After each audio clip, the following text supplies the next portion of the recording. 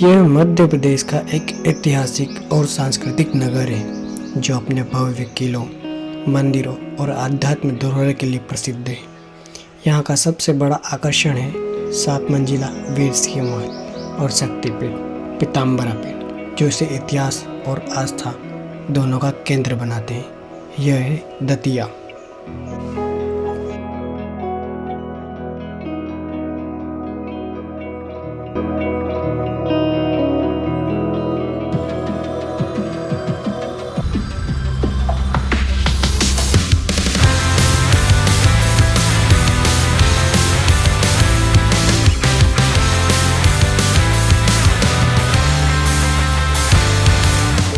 मैं हूँ आप सभी का प्यारा मित्र फिल्म मेकर अजय। तो मैं आया हूँ एक ऐसे शहर में जो अपने आप में ऐतिहासिक स्थल है। मैं अपने मित्र अक्षांश की शादी में यहाँ आया था, जहाँ मुझे उसकी शादी की रील शूट करनी थी।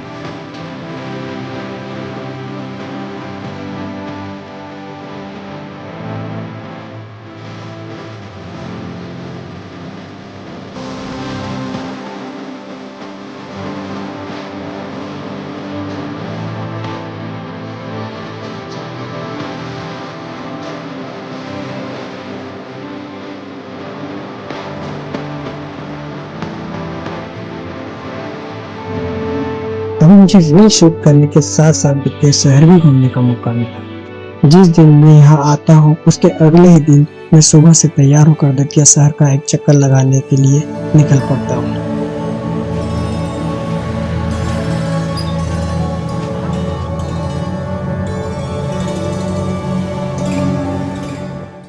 दतिया सिर्फ एक शहर नहीं है, यह महलों का गढ़, जहाँ दतिया पैलेस और महाराजाओं की छतरियां बनी। सबसे पहले मैं आप पूछता हूँ करण सागर तालाब के किनारे, जहाँ पर महाराजाओं के याद में कई छतरियों का निर्माण किया गया है, जहाँ पर महाराजा इंद्रजीत, शुभकर्ण, परीक्षित, विजय बहादुर और भवानी सिंह आदि की छतरियां दिखाई देती है। कहा जाता है कि दतिया की खामोश जमीन पर पत्थरों में सिर्फ इमारतें नहीं बल्कि राजाओं की अधूरी कहानियां भी सांस लेती है। यह खड़ी छतरियां इस बात की गवाही देती है। सबसे पहली छतरी है महाराजा इंद्रजीत की। वह एक ऐसे राजा थे जिन्होंने दतिया को शक्ति और पहचान दी। वह अपने पिता रामचंद्र के उत्तराधिकारी हुए। उनका निधन 1762 में हुआ। उनके पुत्र शत्रुजीत ने इस छतरी का निर्माण करवाया। उनके पश्चात महाराजा शुभकर्ण आए। वह धार्मिक प्रवृत्ति के राजा थे। उन्होंने मंदिरों और धार्मिक परंपराओं को बढ़ावा दिया। महाराजा शुभकर्ण ने मुगलों के गृह युद्ध में औरंगजेब का साथ दिया, जिसके फलस्वरूप उन्हें बुंदेलखंड की सूबेदारी प्राप्त हुई थी। तत्पश्चात महाराज परीक्षित का शासनकाल आया। उनके शासनकाल में पुराने सिस्टम और नई अंग्रेजी व्यवस्था का असर दिखाई देने लगा। महाराजा परीक्षित का निधन 1839 में हुआ। उनकी इस छतरी का निर्माण उनके पुत्र महाराजा विजय बहादुर ने करवाया। उनकी इस छतरी में पुरानी और नई वास्तुकला का मिश्रण दिखाई देता है। इन चित्रों में श्रीमद् भागवत का शीर्षक सहित दतिया के शासकों के चित्र, पशु पक्षी के चित्र, बुंदेली सेना एवं मुगल सेना के सरदारों का नाम सहित चित्र, शिव पार्वती, कृष्ण से संबंधित राजलीला आदि के चित्र निर्मित हैं। उनके बाद महाराजा विजय बहादुर को 1839 में गद्दी प्राप्त हुई। महाराजा परीक्षित निसंतान होने के कारण दीवान सूरज सिंह के पुत्र विजय बहादुर को गोद लिए गए। उन्होंने बदलते भारत के साथ अपने राज्य को ढालने की कोशिश की। उनकी छतरी का निर्माण महाराजा भवानी सिंह ने किया। उनकी छतरी सबसे कलात्मक व डिटेल वाली मानी जाती है। फूल पत्ती, रासलीला, मलिर और पशु पक्षी आदि का चित्र वर्णित है। उनके बाद महाराजा भवानी सिंह को गद्दी प्राप्त हुई। उन्होंने कई छतरियों का निर्माण करवाया। उनकी छतरी सम्मान व विरासत का प्रतीक है। वे 1857 में दतिया की गद्दी पर बैठे। उनके पुत्र गोविंद सिंह द्वारा उनकी इस छतरी का निर्माण करवाया गया। उनकी छतरी में फूल पत्ती, कृष्ण से संबंधित रासलीला, पशु पक्षी आदि के चित्र वर्णित है। यह छतरी एक राजा की आखिरी सांस नहीं बल्कि उनकी कहानी का आखिरी अध्याय है। कुछ समय घूमने के पश्चात मैं निकल पड़ता हूँ दतिया की अगली जगह। आज का मिनी व्लॉग हम बना रहे हैं और अभी हम आ चुके हैं महाराजा भवानी सिंह की छतरी, जो कि दतिया में स्थित है। हम दतिया में वेडिंग शूट करने आए थे, वेडिंग रील शूट करने आए थे हमारे दोस्त अक्षांश की, तो उसी के साथ हमारा घूमना भी हो गया। ये एक ट्रेवल रील टाइप का था जिसमें मैं रील भी शूट कर रहा हूँ। मुझे इसके साथ साथ दतिया में घूमने को भी मिला है, जहाँ मैं अभी एक महल एक्सप्लोर कर रहा हूँ। इसके कुछ पोर्ट्रेट्स ले रहा हूँ, फ़ोटोज़ ले रहा हूँ डॉक्यूमेंट्री के लिए, और ये मैं वीडियो बना रहा हूँ ताकि मैं बता पाऊँ कि बहुत सारे महल हैं जो अभी भी एक्सप्लोर करना बाकी है। अभी मैं पहले महल में आया हूँ, महाराजा भवानी सिंह की छतरी के यहाँ पे। इसके बाद हम मेन महल में जाएंगे, जहाँ पर मैं छोटी छोटी गलियों से होकर आ पहुँचता हूँ दतिया के मध्य में, जहाँ स्थित है दतिया या वीर सिंह महल। ये 7 मंजिला महल आज भी अपने इतिहास को छिपाए बैठा है।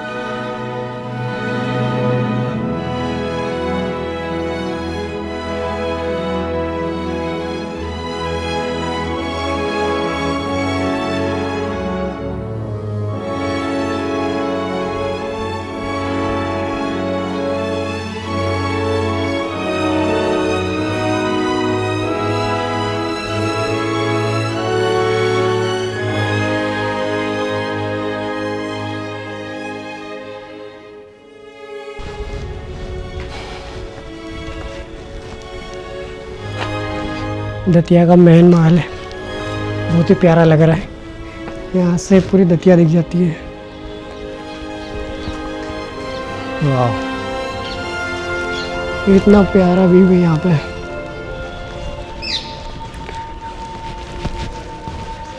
आर्किटेक्चर यहाँ का बहुत ही प्यारा है। बीच में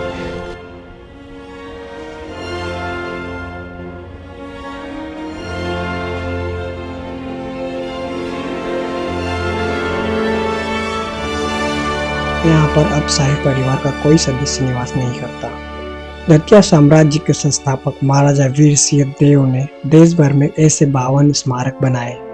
इस महल को सतखंड महल भी कहते हैं। इस महल का निर्माण 9 साल में हुआ, जो कि दतिया के पश्चिम में एक चट्टान पर स्थित है। यहाँ राजपूत वास्तुकला के साथ मुगल वास्तुकला का भी प्रतिनिधित्व करती है। यह महल अंदर से बहुत सुंदर होने के साथ अपने आप में एक रहस्यमयी भी है। यहाँ आज भी कुछ मंजिलें बंद है, जहाँ अंदर जाना सख्त मना है।